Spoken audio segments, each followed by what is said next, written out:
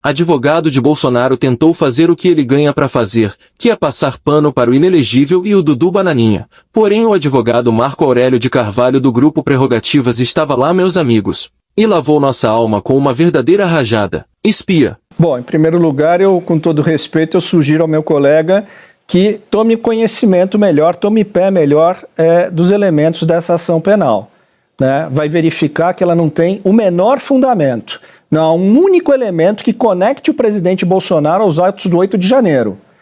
Lamentavelmente, este processo é mais um triste episódio da judicialização da política e da politização da justiça, com a malsinada e famigerada instrumentalização da justiça para sufocar uma linha de pensamento conservador.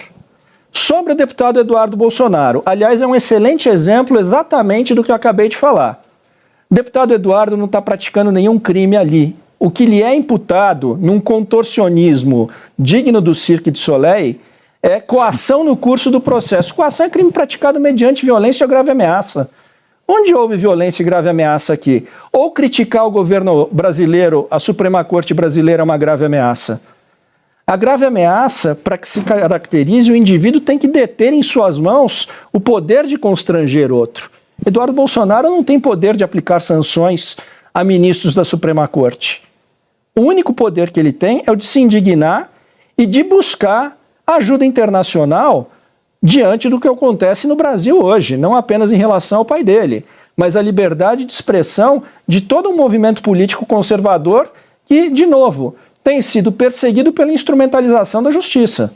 Perdão, só um registro em relação à colocação do meu colega. Veja, a liberdade de expressão no país, se estivesse comprometida, provavelmente ele não estaria aqui nesse momento se manifestando para milhares de pessoas que estão nos acompanhando numa das redes, enfim, de televisão mais prestigiadas e com maior alcance do país, né? Não teria ele tido todas as garantias observadas, como teve hoje no exercício regular da sua profissão, como advogado constituído pelo presidente Bolsonaro, no Supremo Tribunal Federal, diante dos depoimentos, enfim, que todos nós pudemos acompanhar. Não deixa de ser curioso. Mas eu queria só dizer uma coisa, né? Eu não sei o que fez supor o colega que talvez eu não tenha lido, né, o processo, né? Eu li atentamente cada uma das páginas e agradeço, enfim, pela sua recomendação. Vou reler com muito gosto, em especial a denúncia do Procurador-Geral da República, o nosso querido colega Dr. Gonê, que recuperou a credibilidade de uma instituição, essa sim, capturada por interesses políticos e eleitorais no passado recente, nos anos da chamada Lava Jato. Ele está recuperando a credibilidade do Ministério Público, que tem atuado de forma independente, autônoma, com muito equilíbrio, um homem que tem espírito público, que fez uma peça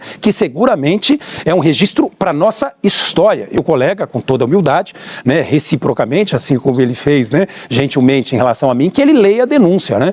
O envolvimento do Bolsonaro é induvidoso. O Bolsonaro é mandante de cada um dos crimes cometidos por aquela horda que se reuniu para depredar próprios da administração pública brasileira, patrimônio público, inclusive material, obras de arte, quadros do Di Cavalcanti. É claro que talvez muitas daquelas pessoas nem soubessem, né, diante do que estavam, né, aquele relógio e tantas outras coisas. Ele é um mandante, não há a menor dúvida. Hoje eu queria ter ouvido, Júlia, inclusive algumas perguntas por parte, né, do ministro, eventualmente até do nosso querido procurador-geral, a respeito, por exemplo, do punhal verde-amarelo e tantos outros temas, enfim, que deveriam constranger a todo e qualquer cidadão, independentemente de qualquer convicção ideológica. É importante dizer que a denúncia por si só, ela é forte o bastante para causar, no mínimo, um constrangimento, né? E hoje, a participação do Bolsonaro, a imprensa noticiou amplamente, não deixa de ser uma espécie de confissão de culpa, sem assunção de responsabilidade, mas foi uma confissão de culpa e a gente pode falar sobre isso, evidentemente, se for o caso.